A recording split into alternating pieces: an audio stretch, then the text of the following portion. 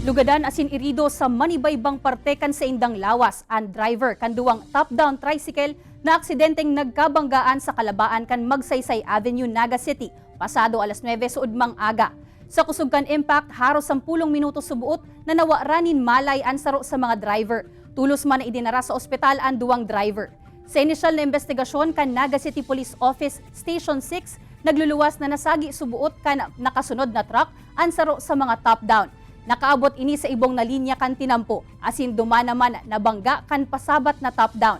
Sa presente, pigahalat na sanaman kan kapulisan kung sasaangatan nin reklamo ang driver kan truck. May kasunod lang ako na tricycle kanina. Nakikita ko na padahan-dahan siya, na parang kakaliwa na siya, Kaya medyo umano ako ng kanan o umabanti na ako. Tapos nung may narinig talaga kami na parang may kumalabog. Nakita ko naman, pinuntahan ko doon na talagang dalawa sila na tricycle. Kaya sila talaga yung nagbanggaan. May nagsunod lang sa amin na kotse na sabi may daw kami, may nasagi daw kami. Kaya huminto kami.